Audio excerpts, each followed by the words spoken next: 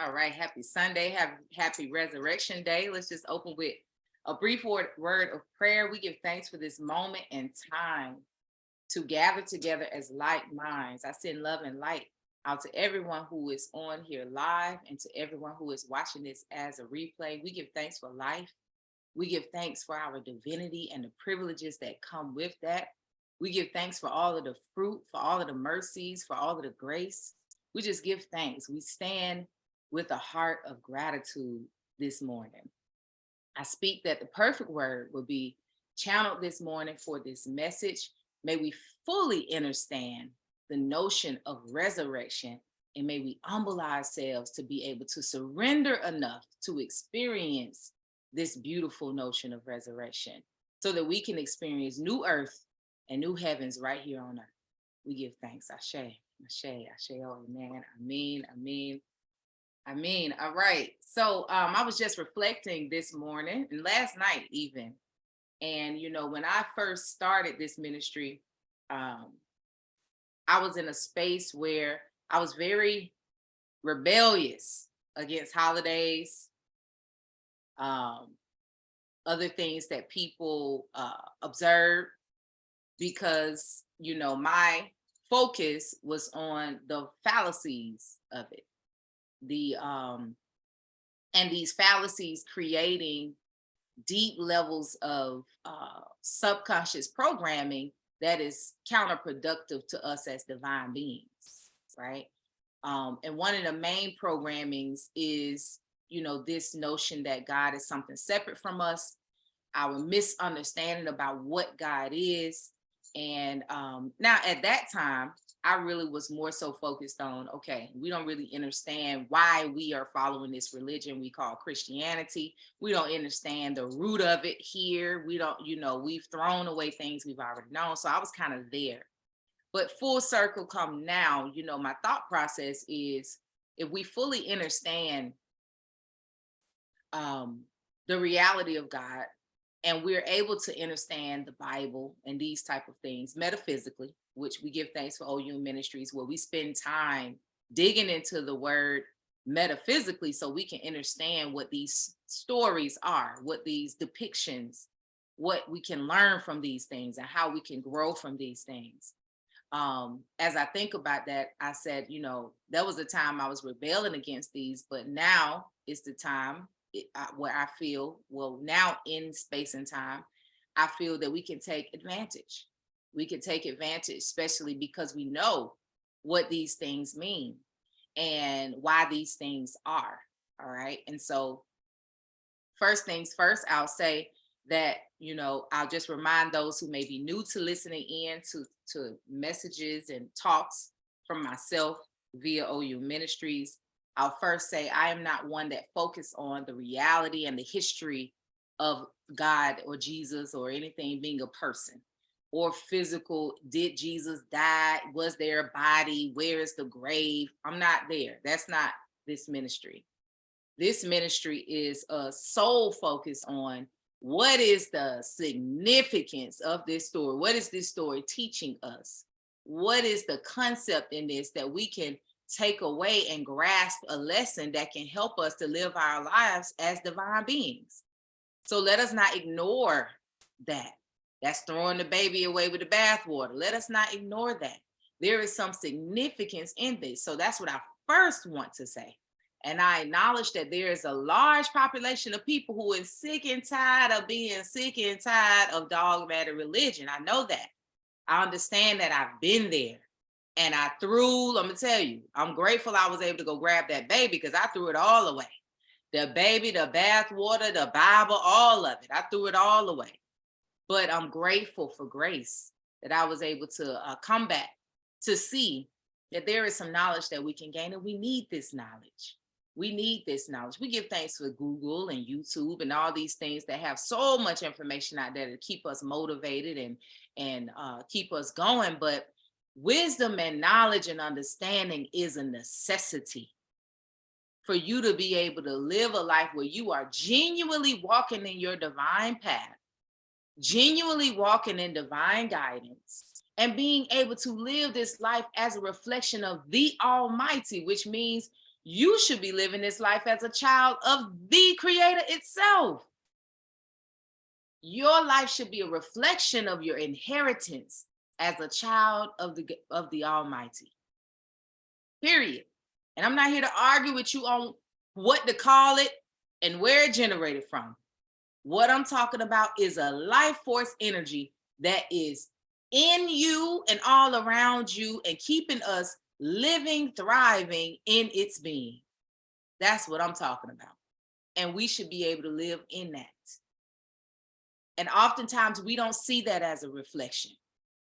We're seeing us living in stress and fear and worry and angst and resentment and anger and sadness and depression. This is what we see. And degeneration and dis-ease. This is what we see and we experience. Am I right? Am I right? I'm not here to, just beat on the problem. Of course, I'm here to say, what's the solution to it? What is the solution to it? Well, I can tell you the solution is not to try to figure out this world in the earthly form. That's not the solution. This is not to try to calculate and research and try to see how did racism, how did straight. This is not, you're wasting your time. Spend your time understanding what you are as a divine being and what God is, and surrender to that. Seek ye first the kingdom of the Almighty, and all the other things will become clear to you, will manifest through you. You have to seek first. Seek ye first. So for me, giving thanks as a Southern Baptist young lady, I am one who was given the Bible to try to seek this wisdom and understanding. And so I focus there. As I always say, I love and appreciate many other spiritual systems and religions.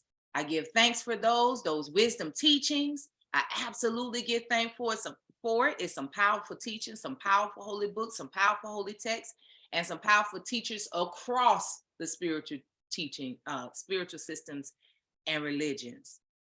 And I also appreciate the Bible. And so with that said, I desire to focus on a way to understand the resurrection story. I'm not here to give you the way to understand it. Seek ye first the kingdom of the Almighty, and let the understanding come to you. So this is my perspective, okay? As I think about the resurrection story, what the Jesus story is all about. What are we being taught in the story of Jesus, the story of the resurrection? And this is one of my perspectives, okay? One of my perspectives, because I could go on for hours if you ask me about a lot of them. But we're going to go with just one of them today, all right? And so I want us to think about the story, the resurrection story. Of course, a lot of people know the Jesus story, going towards the resurrection day. What happened before, being slain on the cross. There's a lot in that story. So I absolutely would tell you it will benefit you, and I think you will enjoy reading that story or studying that story from a deeper aspect of what's going on, because it's jam-packed in a lot that's happening. But one of the main things that we can gain from or glean from this story is, in order for you to be reborn into divine mind, and into your divinity as a divine being, there must be a crucifixion. There must be a crucifixion.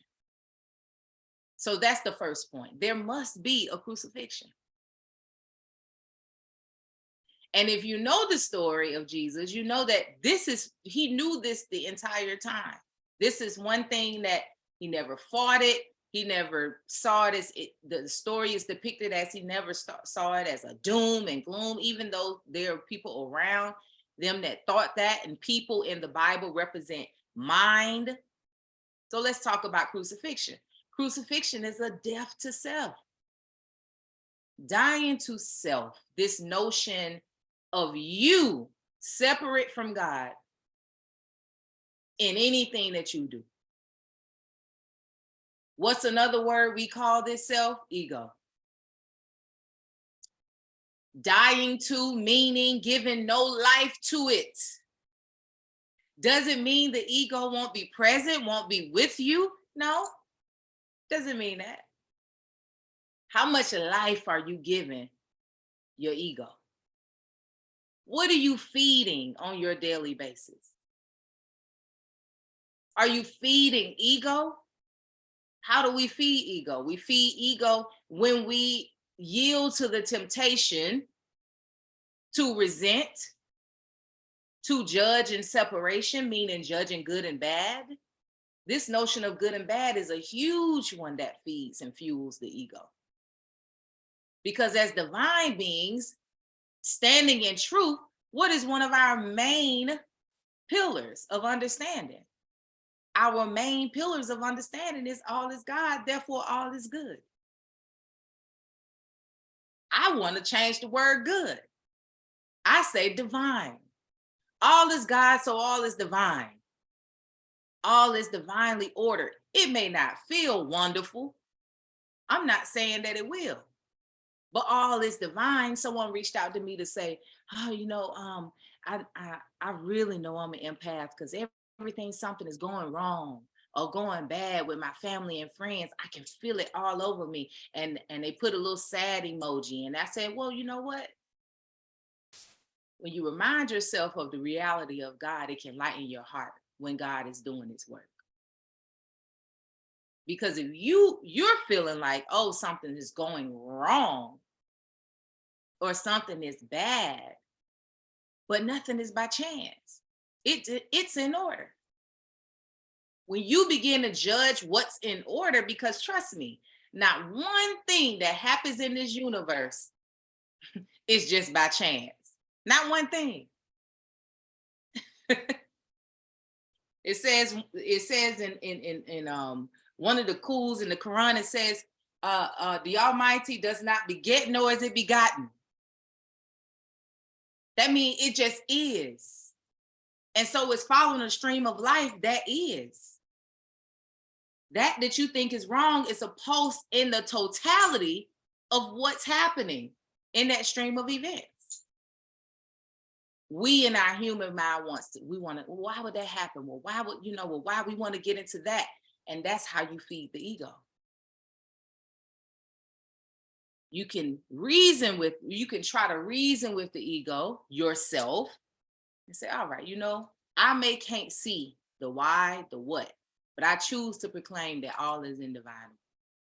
This is how you baptize situations, and you can use your power. So I said to that brother, I said, listen, lighten your heart and tap into what you can do instead of sit in this judgment of, oh, something is wrong and now you sad. That's ego.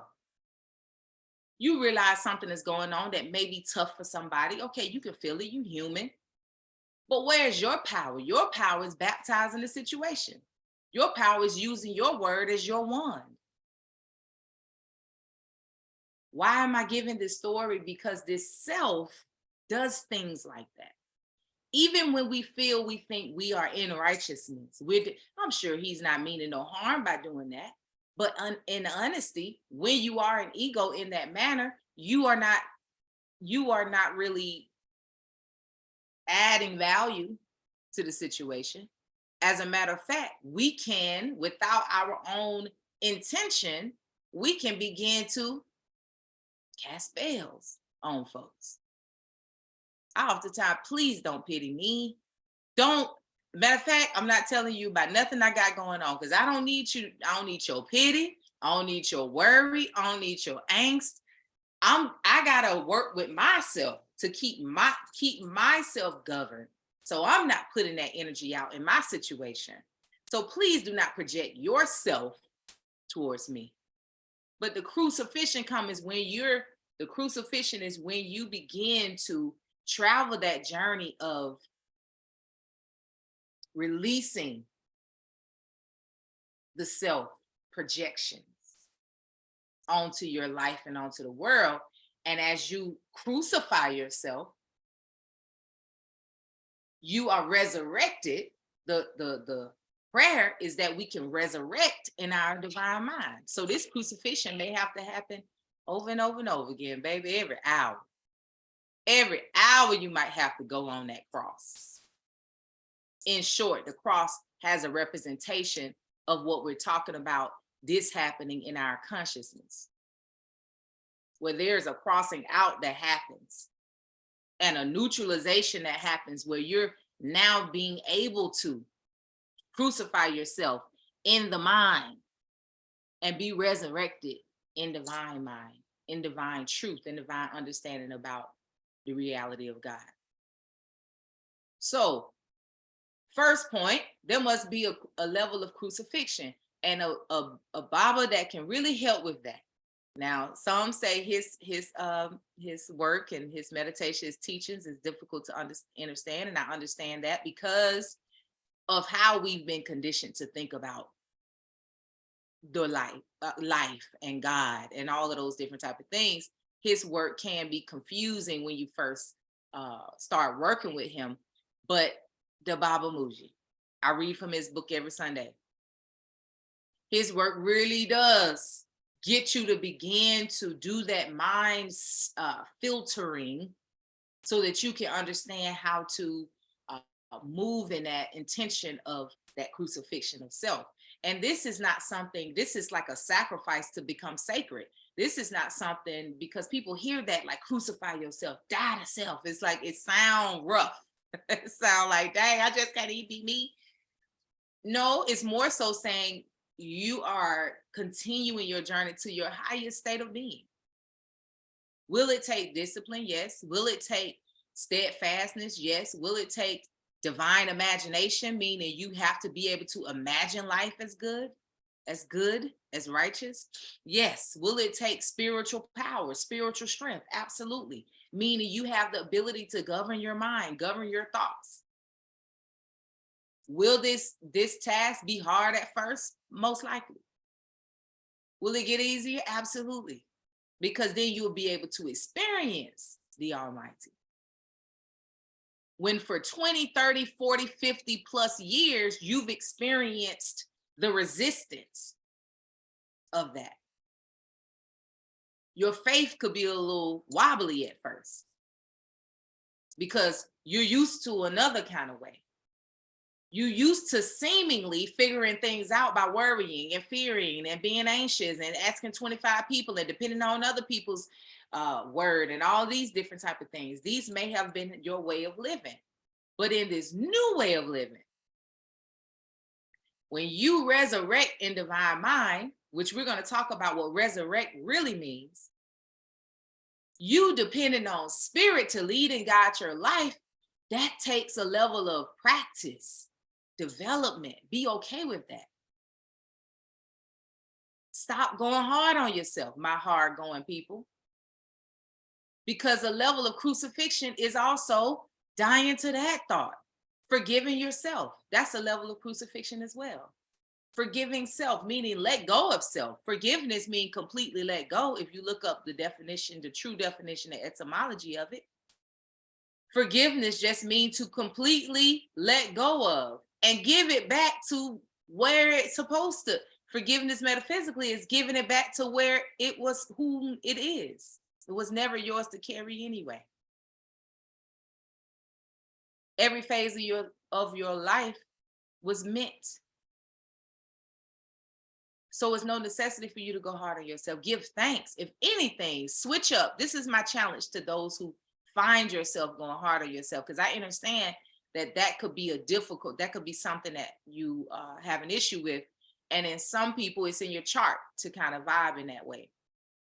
Challenge yourself. When you feel like going hard on yourself, switch that going hard on yourself, which is ultimately self-resentment, to gratitude.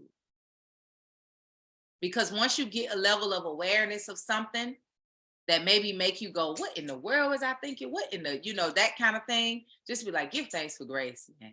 I'm telling you, I'm always giving thanks for grace. I think about times in my life, how I thought, what I was doing. Give thanks for grace and mercy. unmerited favor. Meaning I ain't have to pay for it, work for it, none of that. It comes with this thing we call divinity, grace and mercy. And then baptize your life in your situation, meaning go for all of those days and phases of my life where seeds may have been planted that were not divine in nature. May those seeds be uprooted and may they wither away. May grace cover all the decisions I've made in the past, present, and all of those that I will make in the future. Baptize your situation. You transform that energy that you're putting towards being hard on yourself or even others. So let's get into my next point I wanted to go into, and that's resurrection. What is resurrection, really? What is resurrection? Resurrection is the restoration. Resurrection is the restoration of mind and body through the realization that God is spirit.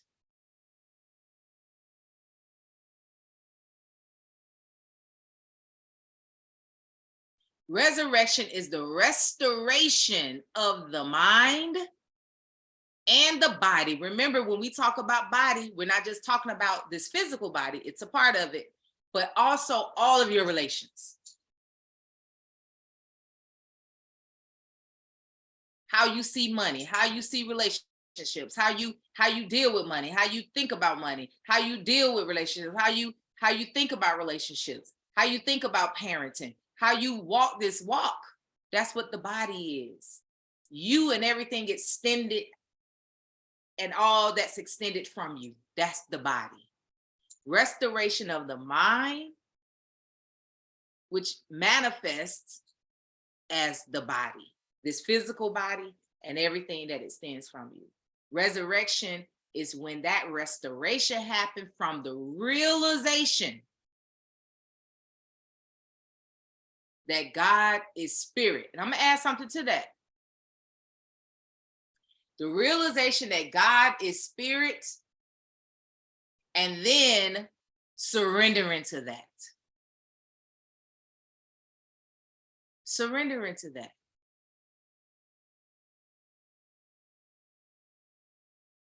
Now, this is with also the understanding that all is God, correct? All is God. God is the moving force. God and spirit is the moving force in the universe.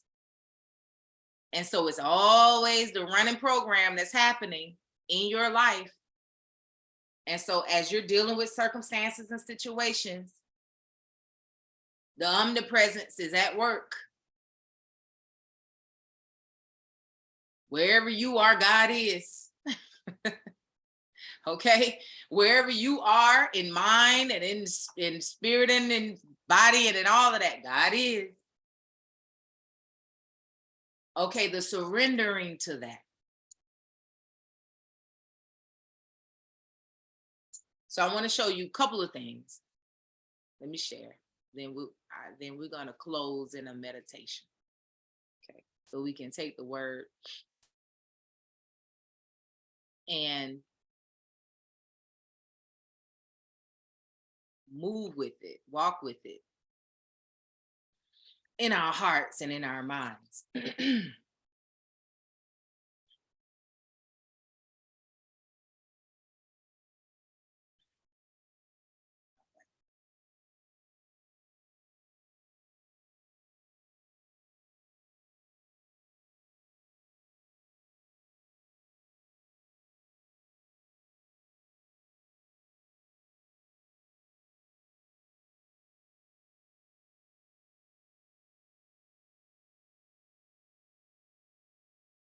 Resurrection.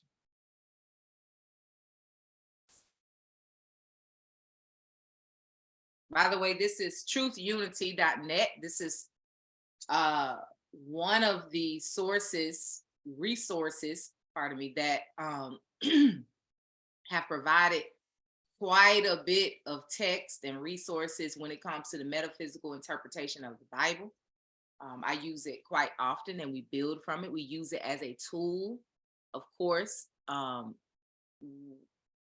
always suggest that you take what you gain, what resonates with you from the tool, but also do your own your own introspection work and your own self-study when it comes to these things. Sit with it, ponder these things, these ideas, and see what is revealed to you as you ponder it. Okay. So resurrection, according to the Metaphysical Bible Dictionary, is the restoring of mind and body to their undying state.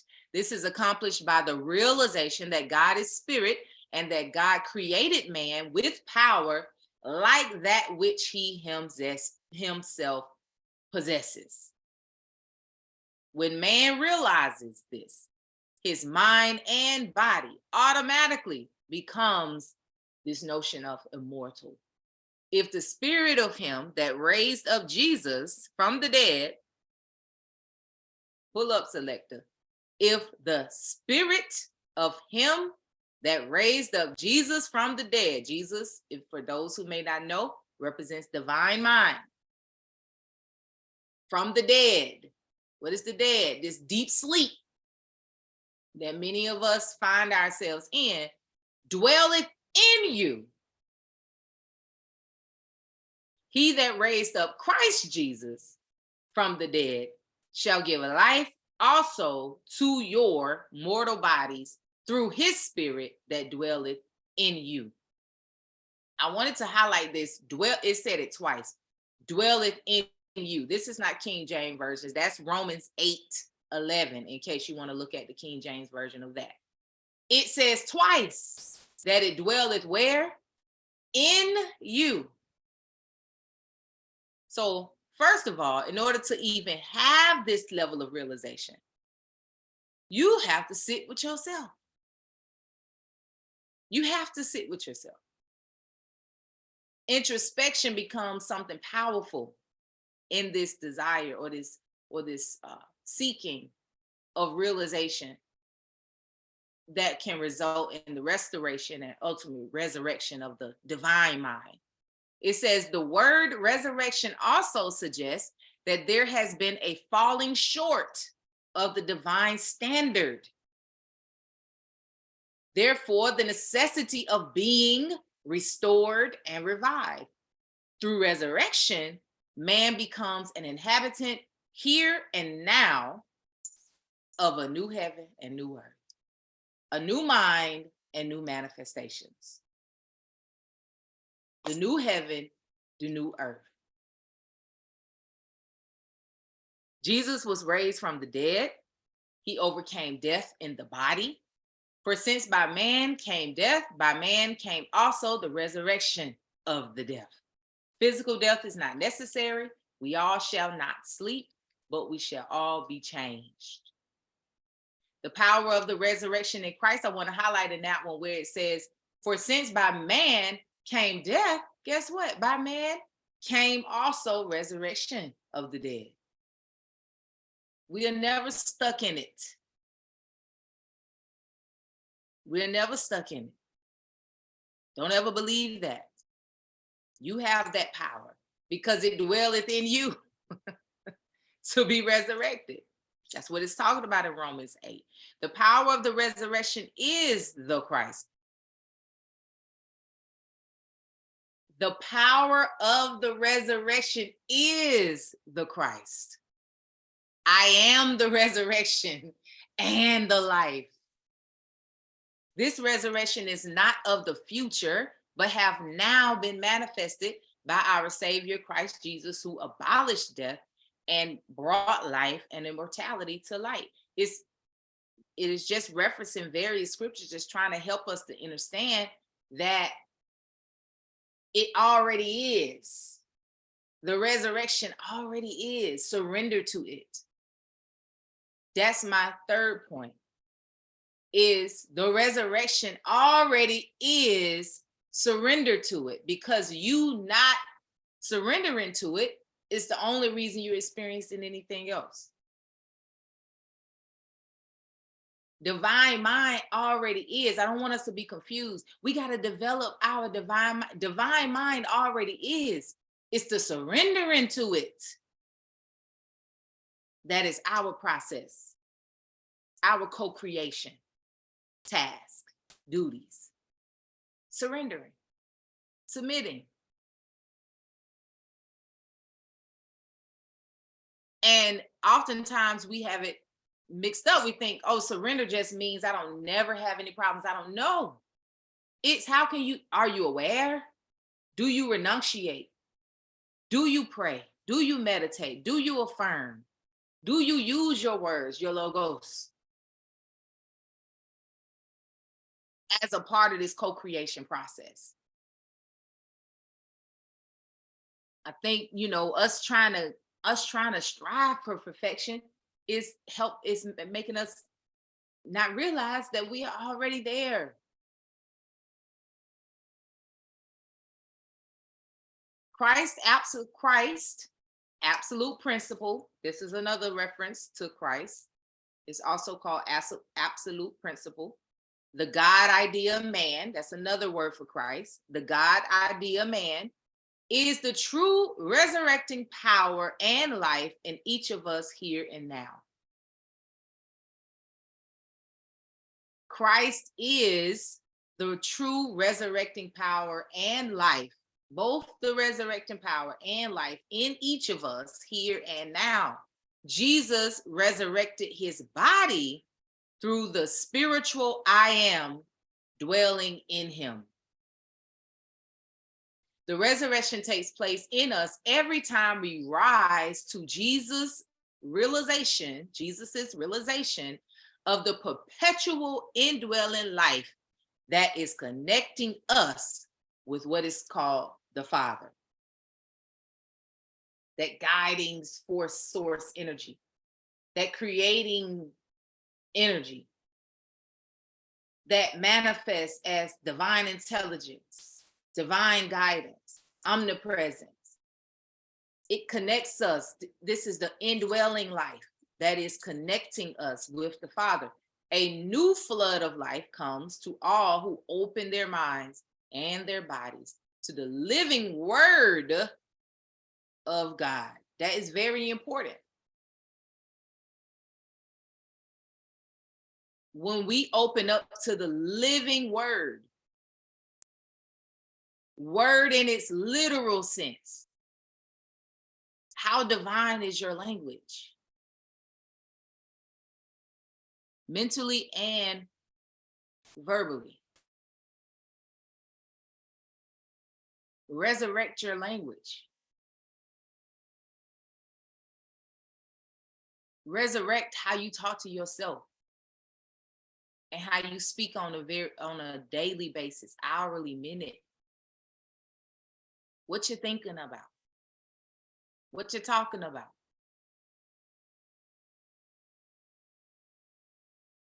I saw a post the other day that said something to the effect of, you can't always be about God. You can't get you're not going to be relatable if all you talk about is God.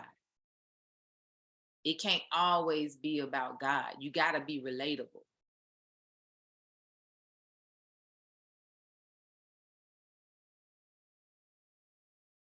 What is being relatable? I say I can be relatable and still be talking about God. Why we can't be talking about God?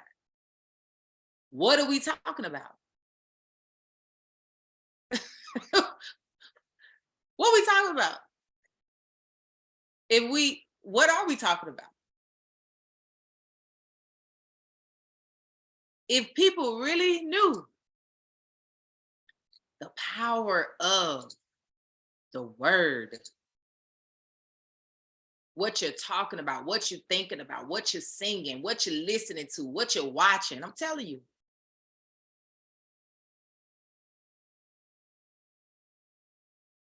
Is this to say you won't be entertained in life? I don't know. I could survey all of y'all. I feel like y'all have some good times.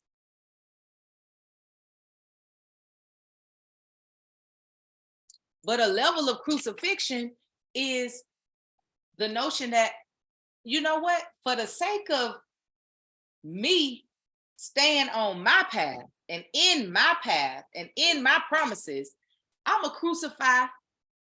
I'm a throw away those things that maybe I feel attached to.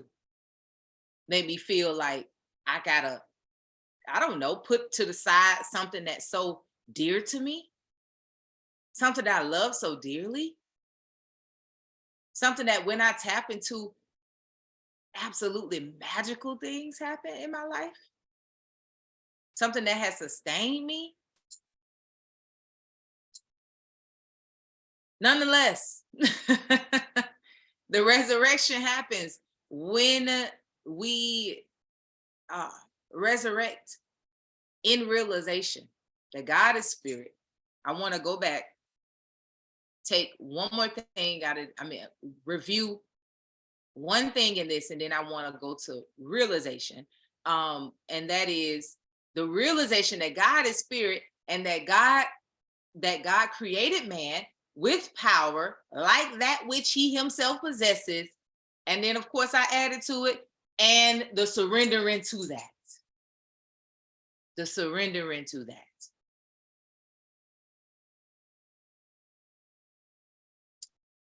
Let's go to realization and look at this true sense of realization.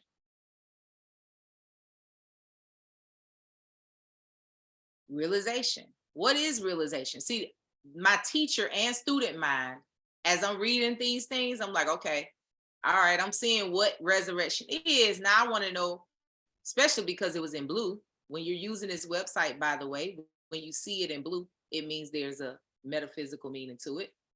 So I'm immediately go, well, I want to be a little bit clear about what this realization is, because we can sometimes get caught up in our shallow intellectual understanding of God. And that intellectual understanding we can really get caught up in. But the development is on the inside. Realization, the deep inner conviction and assurance of the fulfillment of an ideal. It means at one moment completion, perfection, wholeness, repose, resting in God. It is the dawning of truth in the consciousness. When realization takes place, one abides in the light of God's mind. It is the inner conviction that prayer, in its truest sense, has been answered, although there is as yet no outer manifestation. I would reword that, just because of the conditioning of the mind, with this idea of prayers has been answered. I want to address that. I got to. All right. In prayer, turn my volume up. In prayer, we are affirming the all power, omniscience, omnipresence, almighty nature, the most highness of the Almighty, and reminding ourselves at the same time, affirming and reminding ourselves of the reality of God. So when you go into prayer and it's about that situation or circumstance or thing you need or whatever it may be, if you are illuminated in the light of God's mind, you have already acknowledged that as God has brought me in, as I have been brought into this physical experience with divine path, purpose, desires, goals, needs, all these different things, everything that I need for that to be fulfilled is already calibrated, is already working, it's already done, it's already done, it's already done. So in prayer, I am going to amplify that. Please feel free to do your study on what prayer truly is. I am going to tap into that, tune into that, plug into that, amplify that within myself, that reality of God, and at the same time have a level of remembrance of that reality. So that now when I come out of this prayer, I'm aligned with it, with the reality. And so for me, I wanted to emphasize that because in reading this, there's still this, I feel it could still be watering that seed of thinking that you have to, that God begets. It's already done. It already is. As you are, it already is. Can we try to think like that? As you are, it already is. As I am, it's whatever it is, already is. Because I am, it already is. That's something we have to train our mind about. We have to resurrect around, for real. Anybody can resonate with that? We have to resurrect around that idea. And that way, you already know it's not according to outer manifestation that your trust is in. It simmers down that need to see it. Because you're realizing in the grand scheme, the big picture of it all is already done. Let me continue. The supreme realization is unity with God mind, complete oneness with Christ consciousness. The highest realization is taking place more widely today among men than at any time in all history. Jesus, divine mind, fully attained this supreme realization. Okay. So that is the realization. It is that deep conviction. The last thing I really want to show you all, and then we're going to move on from this, spirit. All right. So I showed you resurrection. I showed you realization. Now I'm going to the meat of this.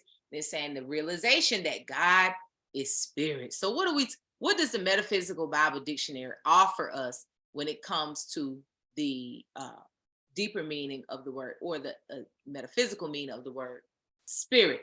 Spirit, metaphysical meaning, God as the moving force in the universe.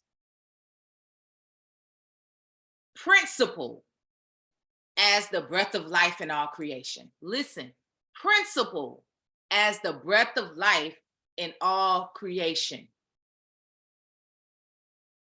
The principle of life itself. Notice the blue in this sentence. Where you see blue, that's where maybe we want to make sure we really understand what we're talking about when we say life. Really understand what we're talking about when we say creation. Also, creative intelligence and life. This is spirit. All of these are describing spirit. Spirit, God as the moving force in the universe.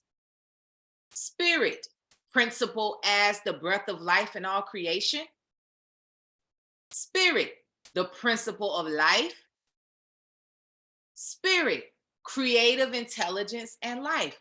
Why do I want to emphasize this, especially that notion of principle? Is that in order for you to really be able to surrender to spirit, a part of that understanding that can be beneficial is for you to understand that spirit is within you as divine intelligence, and it communicates to you through your consciousness, through your subconsciousness and your consciousness, and also superconsciousness. Mind is a big part of it. This is why a huge lesson in the Bible, when you understand how to read it, is how to govern the mind. It's how the mind works. When it's talking about people and cities and nations and all of this, this is talking about states of consciousness. we travel through. The Bible is all about traveling through Canaan, traveling through this, we travel through states of consciousness. And sometimes we put up, some of these stories say, and he was there for 40 years, and he was there for 100. All of these is saying that some of these are ones that we end up in, we pitch tents in. And many times we don't know it.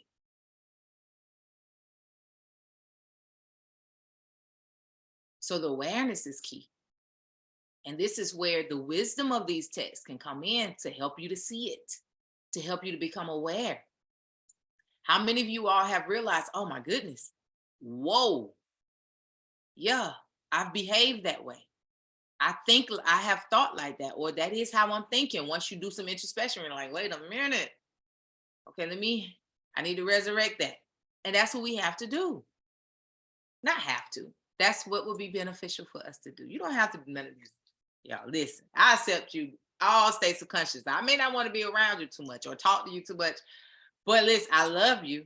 I love you, and I send love and light to you. So it's not, listen, this is not that type of ministry where, it's like I'm trying to tell you how you live your life. Baby, live it how you feel like you need to live it. What I am striving to do is bring some context to this thing called life and talk about how it could potentially be a different kind of living for you. You know what I mean? You could potentially experience more joy, more peace, more happiness, because the very nature of this thing we call God is joy, is peace, is abundance, is healing, is peace that surpasses all understanding. Ashe. So to close off with this spirit piece, if you want to really get in tune with what is spirit, what are we talking about here? You may want to consider thinking about it in this manner. It goes on to say, we sometimes discover within ourselves a flow of thought that has been evolved independently of the reasoning process. And we are puzzled about its origin and its safety as a guide. We usually say things like, some told me, or I had the feeling that my first mind said, okay, this is what it's talking about here. But we don't trust the origin of its safety because we haven't crucified, we haven't resurrected. In its beginnings, this seemingly strange source of knowledge is turned aside as a daydream. Again, it seems a distant voice, an echo of something that we have heard and forgotten. One should give attention to this unusual and usually faint whispering of spirit in man. It is the development in man of a greater capacity to know himself and to understand the purpose of creation. When one concentrates, because of course it's going to give you the solutions. Now, how do I do that? When one concentrates all the faculties on truth ideas, the conscious mind and superconscious mind blend, and there is a descent of spiritual energies into soul and body. Then the faculties receive new power to express truth, and the body is renewed. Okay, what faculties are we talking about? There are some main faculties that we live our life by. Our faith. You can have faith in the worst case scenario, or you can have faith in the best case scenario. You can have faith in the Almighty and the reality of God, or you can have faith in your reasoning mind and the reality that's constructed in our mind, which is oftentimes earthbound. Your imagination. You can imagine good in everything in your life. You can imagine that all is God, or you can imagine what could be wrong. You can imagine the bad, what we consider to be bad. Power. You can walk in spiritual power, using your word as your wand, using your prayers, using your affirmation, using your breath, using your poise, Or you can try to move and put your faith in your physical power, your earthly power, your carnal power. All of these faculties, power, strength, faith, zeal, will, all of these are the faculties it's talking about. Judgment. Do you judge out of divine mind, or are you always tending to judge from the carnal mind? All of these are the faculties. These are the faculties that we live our lives with. Do we understand faculties? Are we getting what it's taught? And they're saying, if you live out these faculties, if you train these faculties to develop these faculties in divine mind or in truth or through Christ consciousness, then there becomes this blending of your conscious mind with the super conscious mind, which they're meaning like it surpasses your conscious mind. It's spirit, your spiritual mind. Now these things come through you, the feelings, the notions, the divine inspirations, all of these things begin to happen. And as you trust those things and overcome temptations of fear and doubt and angst and all these different type of things, as you trust it and overcome, each time you overcome, each time you are an overcomer, you get stronger in your faith until that faith evolves into a knowing. Allow the process to happen, developing that. So on this day, I pray that we can surrender to the realization that God is spirit, and that which God is, we are by it, because of it.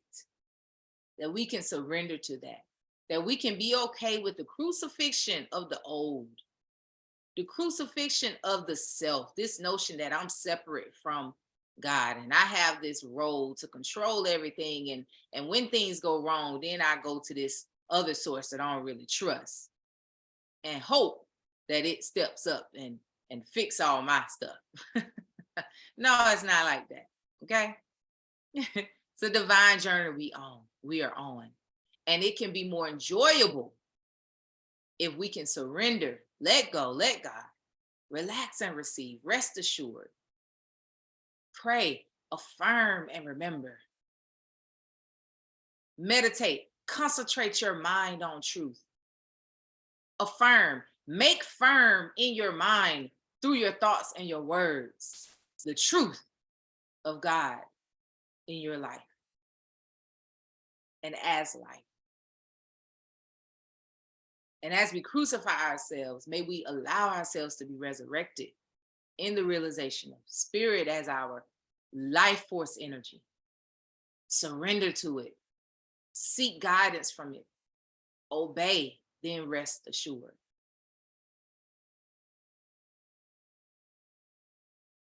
A lot of that in my closing, I'll say, is you calming down. Relax. As Abraham Hicks said, nothing serious really happening here. I laugh every time I hear her say that. It's nothing serious really happening here. Relax. Be slow to judge. Be poised. Lighten your heart. Breathe deeply.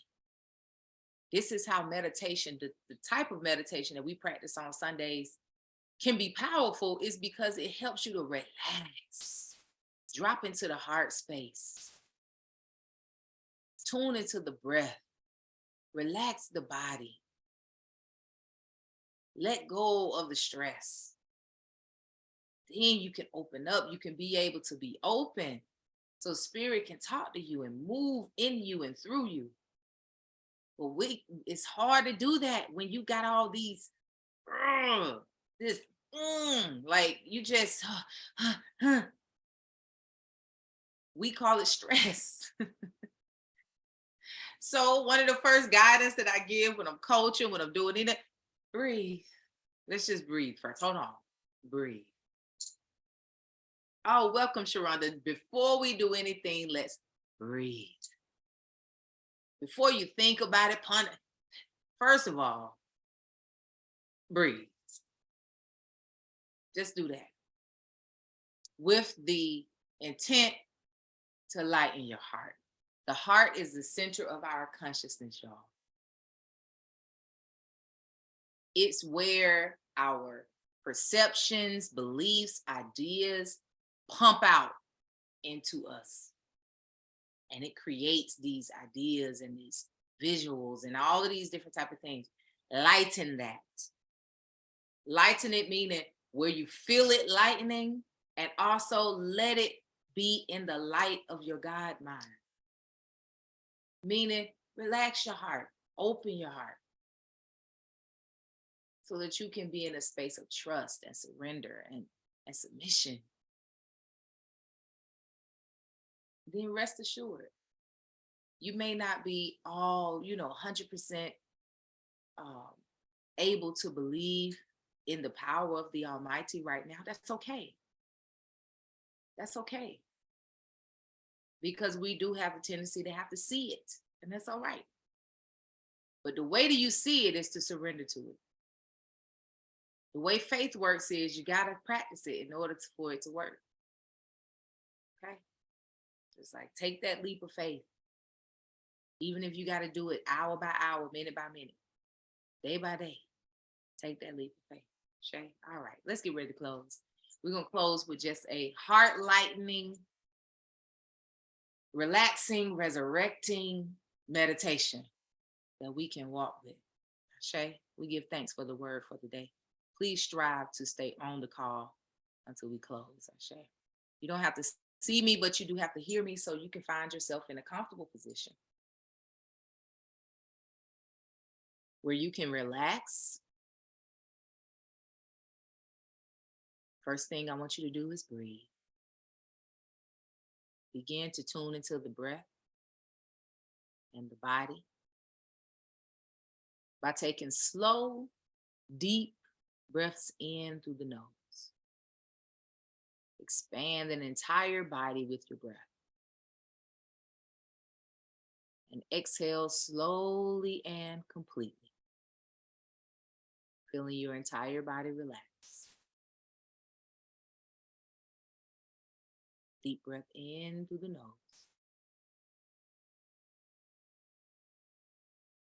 And exhale. You can do it through the nose or mouth. Exhale slowly and completely. Slowing the breath down. Releasing thought. Relaxing the body. And in this moment, just release the mind. Just focus on breathing and relaxing. Allowing your shoulders, your arms to relax. Allowing your heart to open and relax.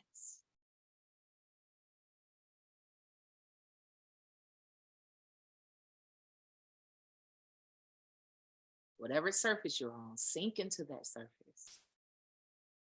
Release all tension. Hold on to nothing.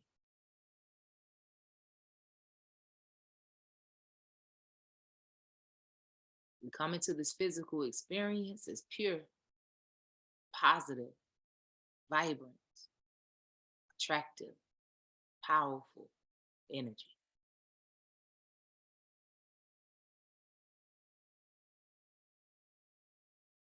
You come with no weights, no burdens, no expectations, no disappointments, resentments, not even any goals and aspirations, just pure, positive, light energy.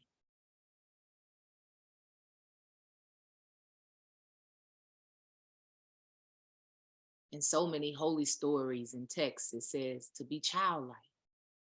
Return to childlike energy. This is what it's referencing. That space and time where we knew nothing or wanted to know anything. We were just here, ready to experience, ready to follow curiosity, holding on to nothing, just here.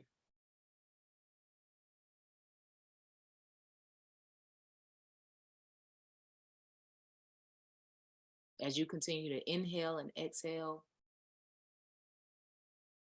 release all disappointment, resentment,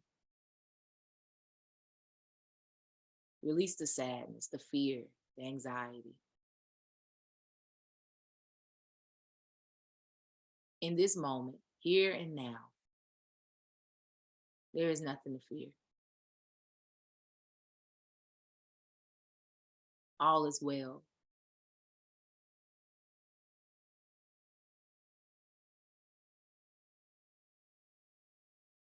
Many times we hold on out of the fear that if we don't hold on to, things won't go right. Somebody will get away with something. That it is us who protect our lives and our assets. There is something mightier than that which you perceive to be you. And in truth, you have experienced that something. There has been many times in your life where you didn't know the way and you couldn't conjure up the answer, but it all worked out. You may easily forget because we are always expanding. But in this moment, remember that. Because where you are, God is always. And the cooperative components and golden links are always linking in your favor. Because your favor is God's favor.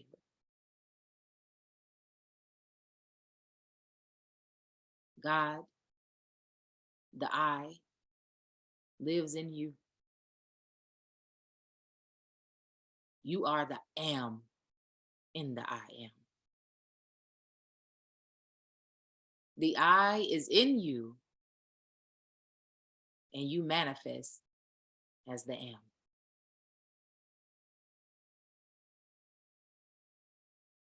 The I is infinite.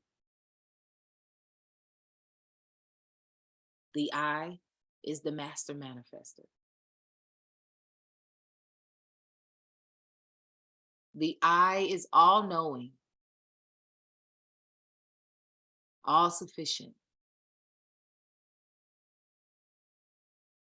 As you surrender to that reality, you manifest as that.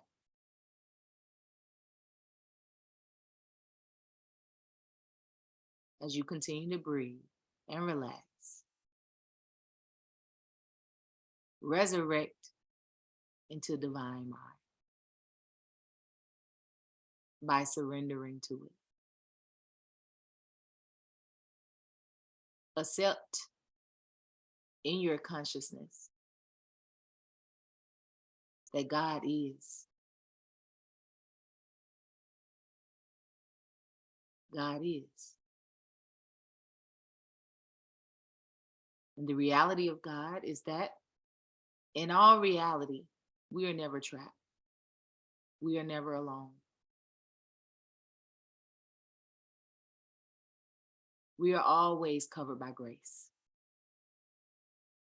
and walk in mercy.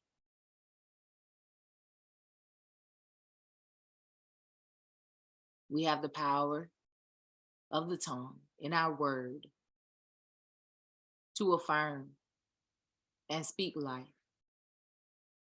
Choose to do that. Choose to think life and speak life. And then relax and receive. Receive the light of God. Receive the mercy, the grace. We give thanks as we close. We give thanks for the light. We give thanks for resurrection and life,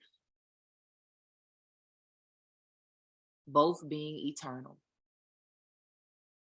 May we walk with this and be poised in this as we continue our journeys, giving thanks for our journeys and everything that it comes with. We baptize every circumstance and situation in our lives with truth that we are divine beings, and that because all is God, all is good, and everything is working in divine order and in divine timing. We give thanks. As we close, take a deep breath in through the nose. Hold that breath and release.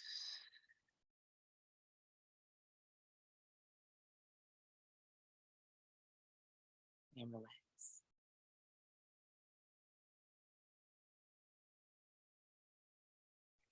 Thanks. Coming back to the present moment, maybe while wiggling your fingers and your toes, giving yourself a little stretch.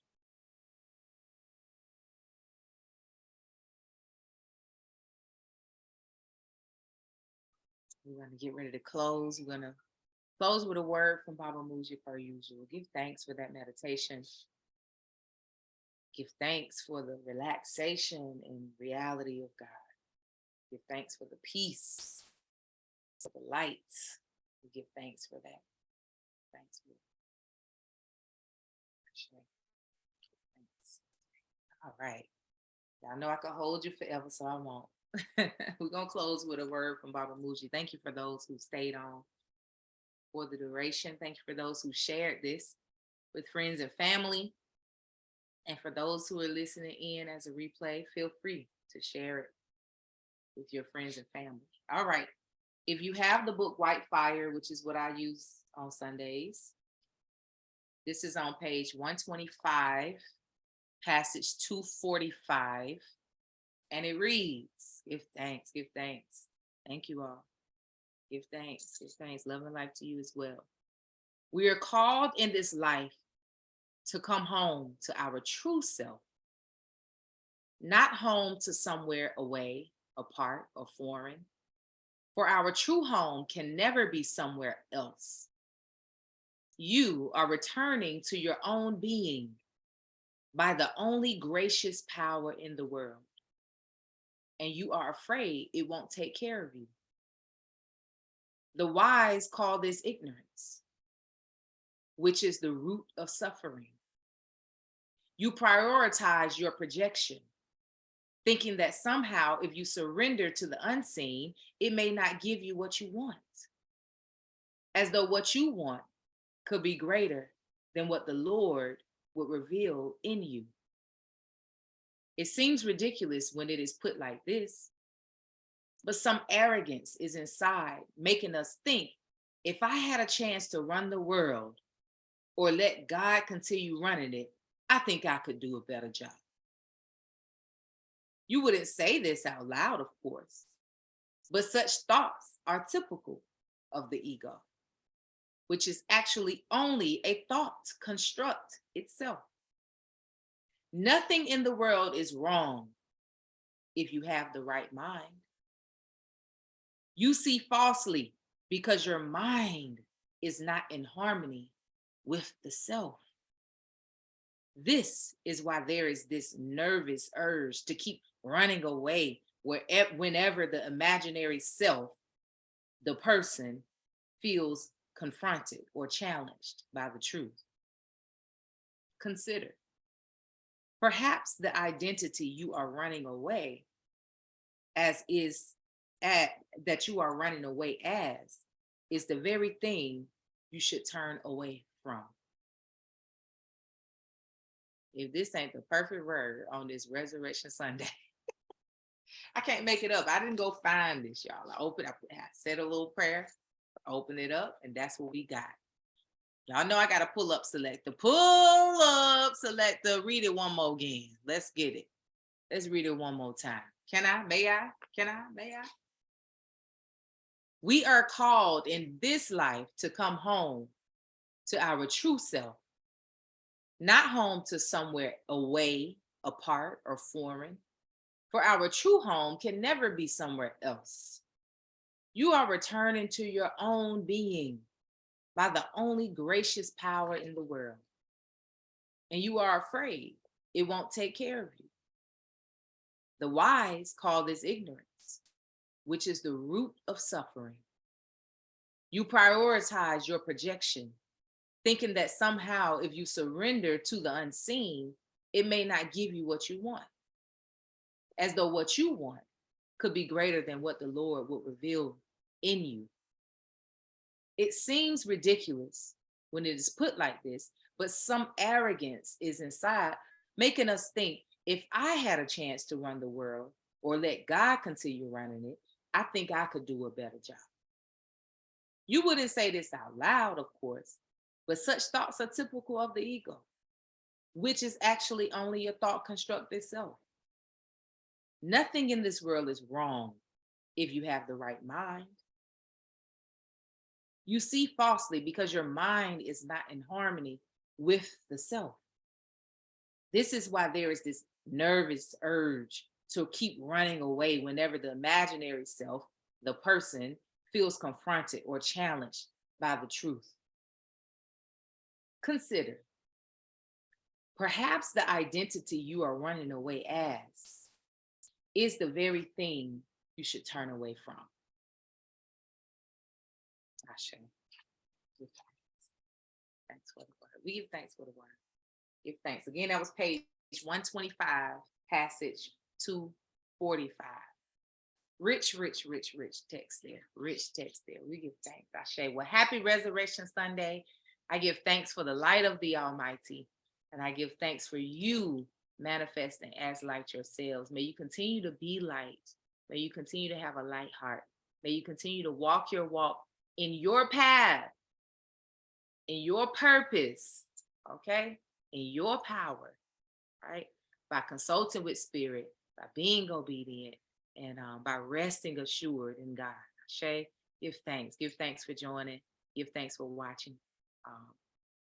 Have a peaceful, powerful week.